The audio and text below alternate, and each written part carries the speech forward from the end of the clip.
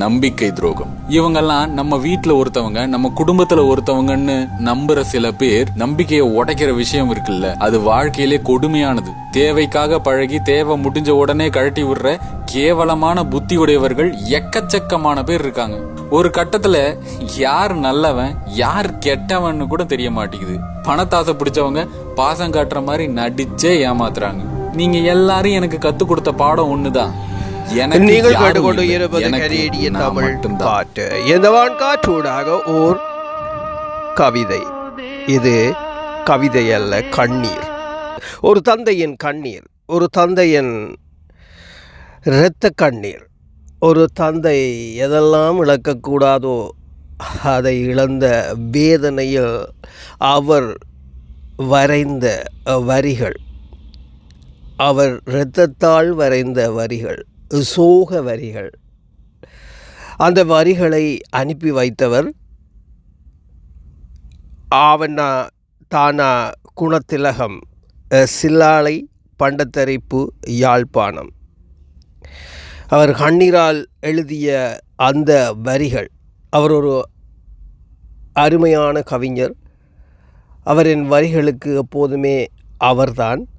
ஆனாலும் இது அவர் தன் கண்ணீரை வரைந்திருக்கின்றார் தனக்கு ஏற்பட்ட இழப்பின் காரணமாக. இங்கேதான் நாங்கள் வருகின்றோம். ஒரு சிலர் செய்வதால் நாம் எல்லோரையும் தப்பாக நினைக்க முடியாது. அந்த ஒரு சிலர் தயவு செய்து திருந்துங்கள். அந்த ஒரு சிலரால் ஒட்டுமொத்த எல்லோரையும் தப்பாக நினைக்க வேண்டிய கட்டாயத்துக்கு தள்ளிவிடாதீர்கள். நம் வாழ்க்கை நம் கையில் இல்லை. இன்று இருப்பதும் நிஜமில்லை. இந்த வினாடி மட்டுமே நிஜம். நாளை என்ன நடக்கும் என்பது கூட நமக்கு புரியாத ஒரு புதிர். வாழ்க்கை நமது இன்றைய நிலையில் இன்றைய வயதை பார்த்து வாழ்வோமானால் நிம்மதியாக, போட்டியின்றி, அடுத்தவனை பொறாமையின்றி வாழ முடியும். ஒரு மனிதனுக்கு ஒரு குறிப்பிட்ட காலமே வாழ்க்கை இருக்கின்றது. 100 ஆண்டுகள் வாழ்க்கை என்று சொல்லப்பட்டாலும் மனிதனுக்கு, ஆனால் அந்த 100 ஆண்டுகள் நிச்சயமாக வாழ முடியாது. காரணம் எங்களது விஞ்ஞான வெற்றி. இந்த விஞ்ஞான வெற்றியால் இன்றைய நிலையில் 75-80 தாண்டுவதே கடினம். ஆகவே இருக்கின்ற போது எல்லோரிடமும் ஒற்றுமையாக இருந்து போட்டி இல்லாமல் சந்தோஷமாக ஒருவரை ஒருவர் விட்டு கொடுத்து வாழுவோம். இன்று இந்த தந்தைக்கு ஏற்பட்ட நிலை போல் இனி யாருக்கும் ஏற்படக்கூடாது என்று வேண்டிக்கொண்டு அவரது வரிக்குள் செல்லுகின்றேன். அவர் வரி எழுத முதல் ஒரு சில வரிகள் எழுதியிருக்கின்றார். அதை வாசிக்கின்ற போதே எனக்கு அழுகின்றது என் நெஞ்சம். நெஞ்சோடு சேர்ந்து கண்களிலிருந்து கண்ணீரும் பெறுகிறது. இது கவிதைக்காக அல்ல. இறைவன் எனக்கு அளித்த 2 செல்வங்களையும் பாதி வயதையும் அடைய முதல் பறித்த கொடுமை வரிகள். இது கவிதைக்காக அல்ல. இறைவன் எனக்கு அளித்த 2 செல்வங்களையும் பாதி வயதையும் அடைய முதல் பறித்த கொடுமை வரிகள். ஆமாம், அவரது அந்த கொடுமை வரிகள் இங்கே வருகின்றது. அந்த தந்தைக்கு ஆறுதல் சொல்வதை தவிர எனக்கு எதுவும் சொல்ல தெரியவில்லை. அன்பு தந்தையே, வாழ்க்கையில் நாம் எல்லோருமே ஒவ்வொரு நாள் செல்லத்தான் வேண்டும். அது எந்த ஒரு யாராலுமே அது தடுக்க முடியாது, தடுத்து நிறுத்தவும் முடியாது. அந்த ஆண்டவனே நினைத்தால் கூட நம் வாழ்க்கையை தடுத்து நிறுத்த முடியாது. அது இயற்கை. நாம் ஒரு நாள் நிச்சயமாக போக வேண்டும். அதை நினைத்து ஆறுதல் அடையுங்கள்.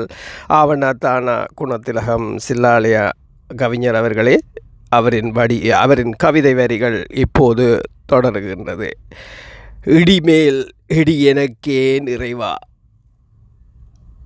ஆண் பிள்ளை என்று எனக்கு 2 குஞ்சு தந்தாய், அரை வயது காண முன்பே அள்ளி கொண்டு சென்றாய். ஆண் பிள்ளை என்று எனக்கு 2 குஞ்சு தந்தாய், அரை வயது காண முன்பே அள்ளி கொண்டு சென்றாய். அண்ணனை இழந்த துயர் ஆறவில்லை இன்னும், அதற்கிடையில் உன்னிழப்பா எப்படி தாங்குவோம்? அண்ணனை இழந்த துயர் ஆறவில்லை இன்னும், அதற்கு இடையே உன்னிழப்பா எப்படி தாங்குவோம்? கொடிய நோய் உன் அண்ணனை காவு கொள்ள கொன்றுவிட்டால் உன்னை உன் கபட காதலி. கொடிய நோய் உன் அண்ணனை காவு கொள்ள கொன்றுவிட்டால் உன்னை உன் கபட காதலி. காதல் என்றால் உள்ளம் இணைவதே, ஆனால் அதிகம் கொடுப்பவனே இறுதி காதலன். இந்த உண்மையை உணர்த்தினால் உன் அன்பு காதலி. காதல் என்றால் உள்ளம் இணைவதே, ஆனால் அதிகம் கொடுப்பவனே இன்று இறுதி காதலன். இந்த உண்மையை உணர்த்தினால் உன் அன்பு காதலி. தந்தை சொல் தட்டியதால் வந்த வினை இது, சொல்லுமிடம் மோசம் என்று வழிக்கு வழி சொன்னேன்.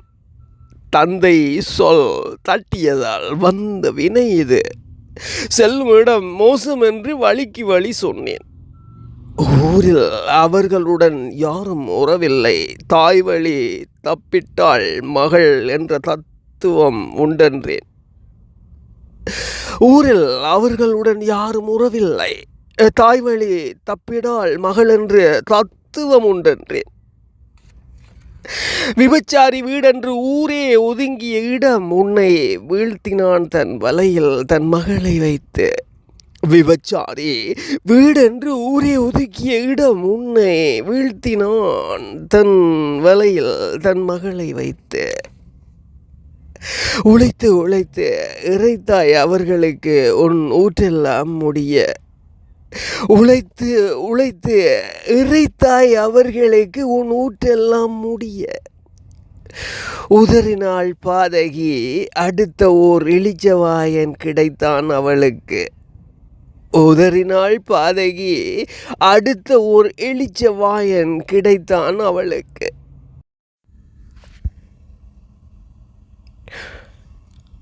அவனுடன் ஆபாச போட்டோக்கள் எடுத்தே அனுப்பி உன் போனுக்கு உன் தொடர்பு முடிந்தது என உணர்த்தினாள் பாதகி.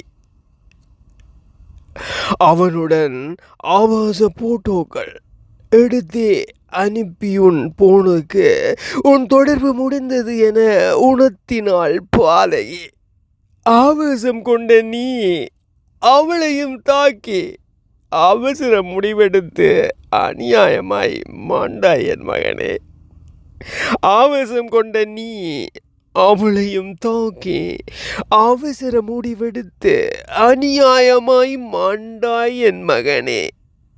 அவளுக்கு இன்னென்று நாளை வேறொன்று, ஆனால் எமக்கென்று நீ இல்லை. இது நாம் என் தலைவிதியா?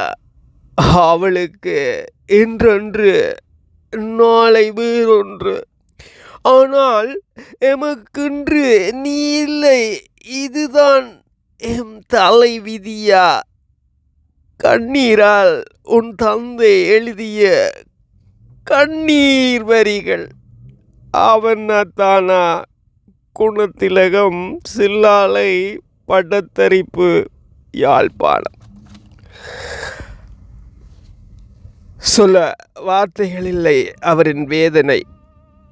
வேண்டாம், நாம் எதற்காக ஒரு நாள் இறக்கப் போகின்ற நமது உயிரை எதற்காக அடுத்தவர் இப்படி பிரிக்கின்றோம்? பணம் என்ன செய்யும்? அச்சுக்கூட்டத்தில் ஏற்றி அடித்த பேப்பர் தான் பணமாக இங்கே எங்கள் கைகளில் உருளுகின்றது. பணத்தை வைத்து எதுவுமே செய்ய முடியாது. அன்பான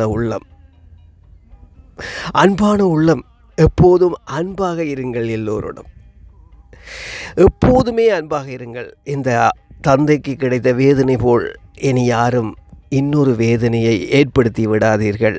இந்த தந்தையின் வேதனை, அந்த வேதனையை நீங்கள் உணரும் போதுதான், அந்த வேதனையை கொடுத்தவர்கள் உணரும் போதுதான் அந்த வேதனையின் வலி என்னவென்று புரியும்.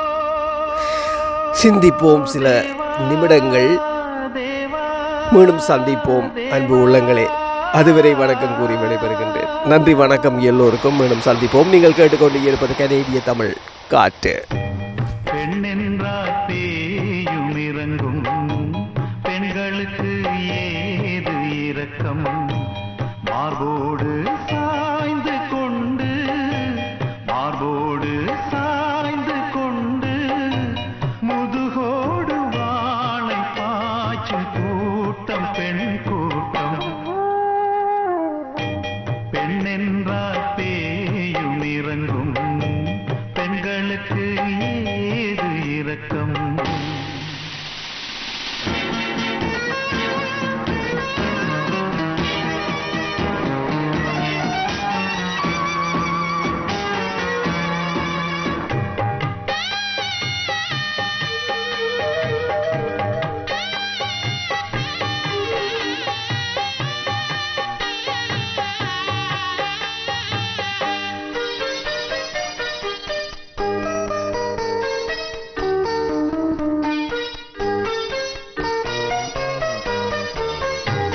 பூக்களுக்குள் நாகமுண்டு, இதுவரைக்கும் பார்த்ததில்லை. பெண்களுக்குள் துரோகமுண்டு, அதில் 2 வாதம் இல்லை. பெண் செய்த சூழ்ச்சிதானே இதிகாசம் என்பது. பெண்களுக்கு ஆண்கள் என்றால் பரிகாசம் ஆனது. மனதை கொடுத்தேன், வாழ்வை தொலைத்தேன், தெய்வீக காதல் என்று ஏதும் கிடையாது. பெண்ணென்றால் பேயும் இறங்கும், பெண்களுக்கு ஏது இரக்கம்?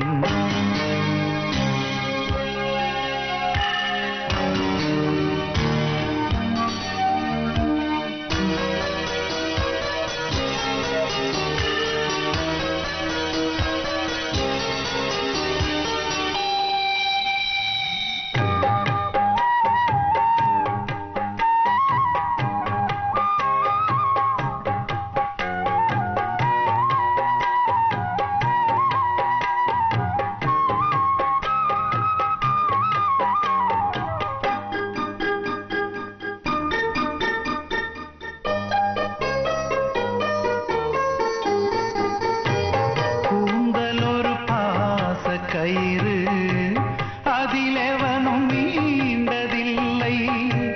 கண்கள் 2 நீல கடல்கள், அதை எவனும் தாண்டவில்லை. ஆண் சிந்தும் ஈர கண்ணீர் பெண் தந்ததல்லவா? அவமானம் பெண்கள் தந்த வெகுமானம் அல்லவா? அமுத கிண்ணத்தில் விஷத்தை கொடுத்து விளையாடி பார்க்கும்